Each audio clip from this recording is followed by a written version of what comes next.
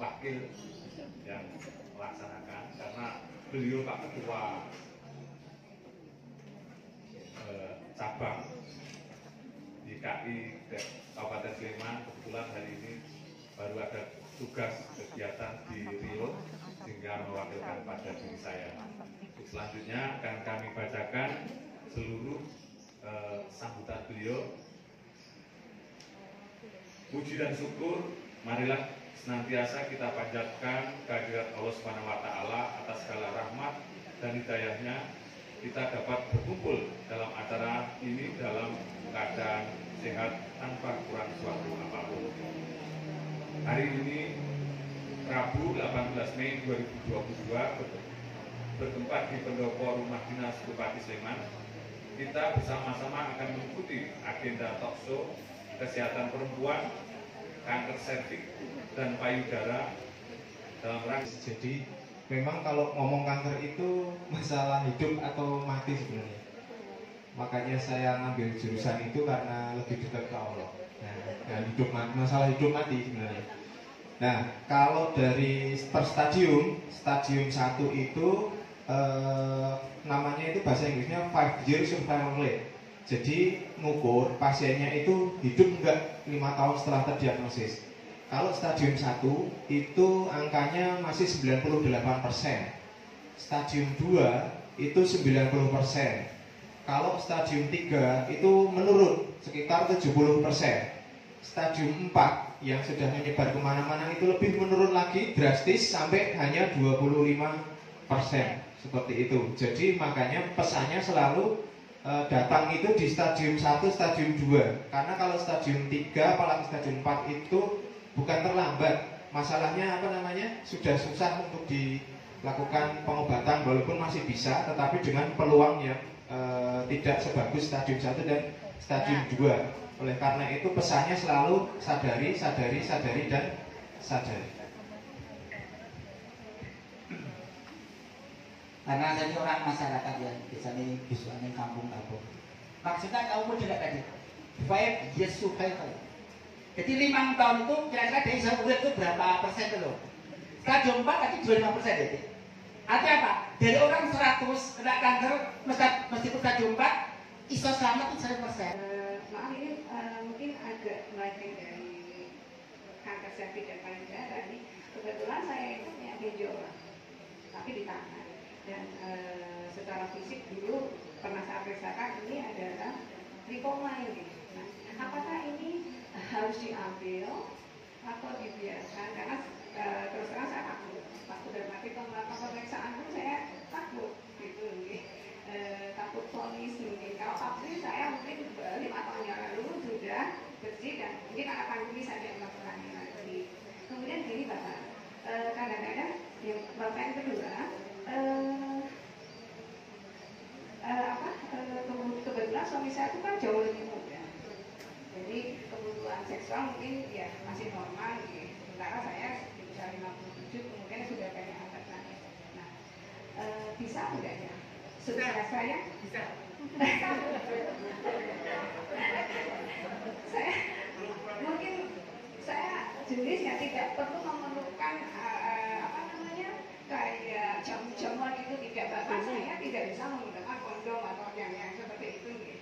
Nah, kemudian untuk jeli misalnya, itu sebenarnya kan mungkin karena sensitif kan beberapa jeli nggak mungkin bisa karena memberikan efek beda atau apa.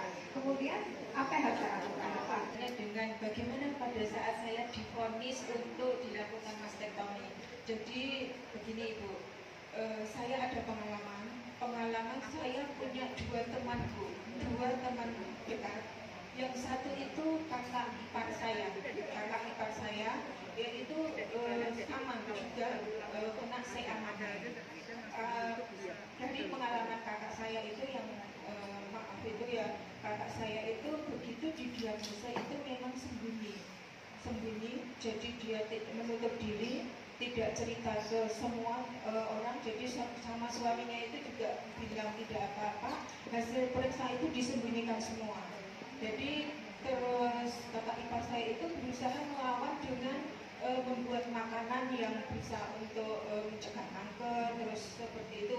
Pokoknya dengan cara cari resep-resep untuk membuat makanan sehat yang bisa untuk menangkal kanker. Tapi pada akhirnya itu kanker itu tetap berlanjut, dan itu saya ketemu tahu kakak ipar saya itu kena CA itu sudah dalam kondisi stadium lanjut. Sudah stadium lanjut, dan pada saat itu saya ada teman yang mengenalkan ke dokter Terawan yang jadi mantan Menkes itu, dulu kan di Sarjito jadi dokter tamu. Jadi untuk tindakan CA mamen itu tidak perlu mastektomi, tidak perlu operasi. Nah itu saya ada teman dikasih tahu kalau di Sarjito itu ada dokter Terawan. Nah pada saat itu kakak saya itu baru mau diajak untuk terapi. Nah ketemu dokter Terawan di Sarjito, tapi karena kondisinya memang sudah stadium lanjut, itu ya akhirnya tidak tertolong, dan saya itu menunggu kakak saya dari mulai blek, Bu. Dari mulai blek karena tulang-tulangnya sudah keropos, terus sampai sakaratul maut. Saya itu mendampingi kakak ipar saya, dan itu sungguh luar biasa sakitnya pada saat garis merah itu menunjukkan semakin tinggi stadiumnya itu semakin tinggi biayanya, dan yang diagram persegi panjang itu menunjukkan semakin tinggi stadiumnya semakin rendah kesempatan hidupnya dalam waktu 15 tahun. Jadi kesimpulannya, next, dari tahun ke tahun kanker itu semakin naik jumlahnya. Seperti yang kami bilang tadi, setelah pandemi ini apa? Ini dia, kanker. Kemudian deteksi dini itu sangat penting karena kita sudah tahu manfaatnya dari deteksi dini. Deteksi dini semakin ditemukan dalam stadium dini hasil pengobatan bagus, untuk biayanya semakin rendah dan pilihan terapinya semakin banyak. Ya. Demikian, kita lanjut dengan diskusi. Bukan oleh dokter atau tenaga kesehatan. 2 tahun sekali bagi yang di bawah 40 tahun. Yang sesudah usia 40 tahun di 1 tahun sekali. Nah, lanjut. Karena semakin tua itu semakin beresiko untuk terkena kanker payudara. Nah, ini gambarannya dilakukan mamografi, yaitu alat seperti rongsen khusus untuk dia hanya mamografi itu hanya untuk payudara. Beda dengan rongsen paru-paru itu kan bisa digunakan untuk rongsen tulang, rongsen perut. Nah, ini khusus hanya untuk payudara. Seperti itu. Lanjut. Nah, ini kalau kita bandingkan, Bu, yang ukuran paling besar tumornya ini penelitian yang sebelah kanan layar itu, yang paling besar itu kalau tidak sering melakukan sadari. Nah, yang kedua, yang sebelah kiri dari yang besar itu yang sering melakukan sadari. Yang ketiga itu oleh dokter atau tenaga klinis yang lebih berpengalaman lagi. Yang terakhir itu dilakukan oleh alat atau mamografi.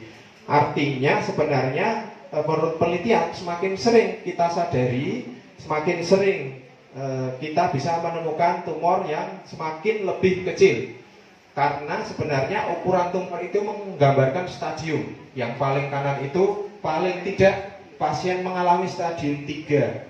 Kalau yang sebelahnya itu stadium 2, artinya masih stadium dini.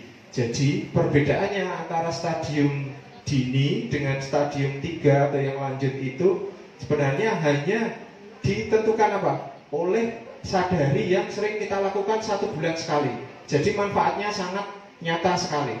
Karena perbedaan terapi di stadium dini dengan stadium lanjut itu jauh sangat berbeda. Dan hasilnya lebih bagus yang stadium dini. Seperti itu. Lanjut. Nah, ini karena ada ibu-ibu dari Ikatan Bidan Indonesia juga. Apakah pemeriksaan payudara klinis bisa dilakukan oleh bidan? Nah, ternyata sudah dilakukan pelatihan dan penelitian di Jakarta Utara. Oleh bidan dilakukan pemeriksaan terhadap next 1179 wanita, 62 bidan itu dilatih, kemudian pemeriksaannya itu divalidasi dengan mamografi.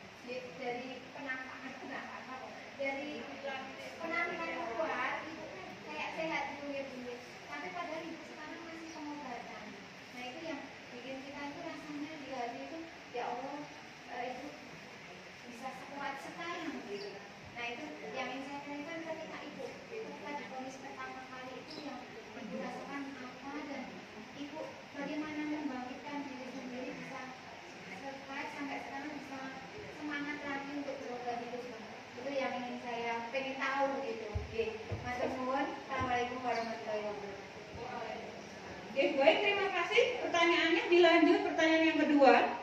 Berarti pertanyaannya tadi dua-duanya gitu ya Bu ya. Oke. Monggo Ibu. Assalamualaikum warahmatullahi wabarakatuh. Selamat siang Ibu. Terima kasih sekali. Saya tahu Ibu sudah ingin pulang, tapi dengan saya mendengarkan antusias kepada kedua Ibu, saya mengucapkan syukur alhamdulillah juga ternyata Allah masih sayang kepada Ibu semua dan keluarga. Nah, yang perlu saya tanyakan di sini Bu, waktu Ibu divonis bahwa Ibu harus operasi itu untuk balik, itu karena operasi itu seperti itu. Dokter tuh kalau bilang operasi nggak sakit, ternyata saya mengalami operasi 2 kali sakit terus. Nah, waktu itu apalagi kanker, kalau yang dinyatakan kanker dan tumor. Saya punya saudara juga paru darah waktu itu Bu. Pas saya datang itu umat menangis seperti itu, yang akhirnya juga ditinggali Allah, anak-anaknya masih kecil-kecil. Nah ternyata siang hari ini saya betul-betul menerima testimoni dari ibu kedua yang dua-duanya ternyata sepertinya tidak sakit, semua sehat, segar bugar, apalagi Bu Edi. Kalau saya lihat itu kan tidak sakit, ternyata masih konsumsi obat. Nah itulah semua karena syukur kepada Allah dan Allah masih cinta. Direkturnya yang di bagian lab, jadi sudah siap semua. Tinggal sudah siap. Saat itu saya dilakukan biopsi dengan ADH-Takia, jadi diambil dengan swab. Gak dibiopsi dokter, tidak ditahan sebentar. Terus setelah diambil itu tunggu ya Bu, 10 menit hasilnya sudah jadi. Gitu. Jadi sudah SOP-nya betul, sudah menurut saya dan itu saya kemudian dipanggil dan dipastikan Ibu ternyata saya sudah ganas. Untuk saya diberitahu seperti itu, saya sudah ganas. Saya memang dari rumah saya sudah ada perasaan sepertinya ya itu sudah ada karena melihat dari gejala yang saya lihat dari awal itu terus pelebarannya itu agak cepat. Jadi sudah yang dari sekitar sebesar pakai kemudian melebar sekitar menjadi sekitar 4-5 cm itu agak cepat seperti itu. Setelah itu dari pen tadi besok paginya itu saya dijadwalkan untuk ketemu dokter Dirga, Dokter Artanto. Saya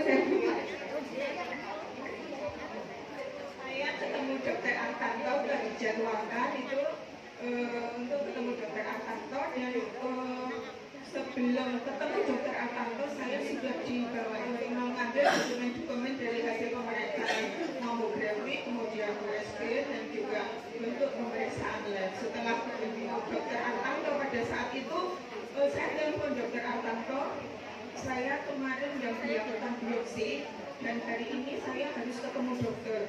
Oh ya ibu langsung saja ketemu saya di lantai 6. Di lantai 6 udah ditulis.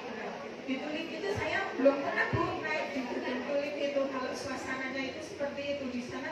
poliklinik yang antri itu banyak sekali. Dokter Artanto itu juga pasien yang antri banyak sekali.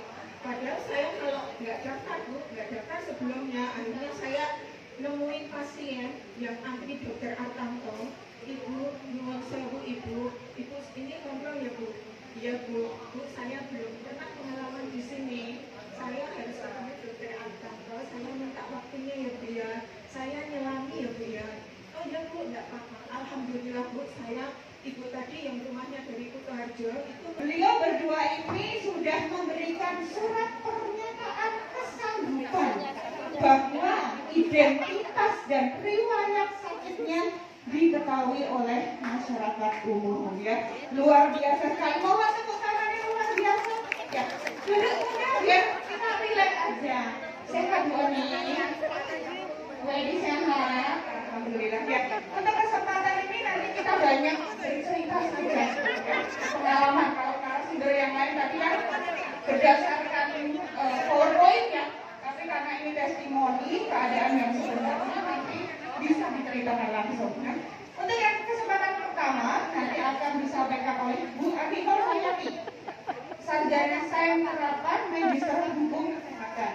Beliau lahir di Sleman pada tanggal 26 September di tahun 1969, berarti saat ini beliau 53 ya. Oke, baik. Tempat bekerjanya adalah di Dinas P3 AP2 AP Kabupaten Sleman. Jabatan beliau saat ini adalah Kepala Pembinaan KB. Pendidikan beliau adalah S2 Hukum Kesehatan UGM tahun 2015. Nah, riwayat beliau itu kurang lebih sudah 4 tahun ya, menderita 4 tahun yang lalu ya. 4 tahun yang lalu menderita payudara. Mungkin ibu bisa bercerita awal dari dokter menemukan Bu Ami terdiagnosa CA payudara seperti apa. Monggo Bu Ami langsung dijelaskan. Berapa ya itu yang sudah ngirim ke saya itu? Dari benar kok? Oh, jasa Assalamualaikum warahmatullahi wabarakatuh. Waalaikumsalam. Assalamualaikum warahmatullahi wabarakatuh. Yang nama saya Putih, Bapak dan juga Ibu yang pada kesempatan ini Ikatan Bidan Indonesia untuk memberikan sertifikat. Dilanjut dengan dokumentasi.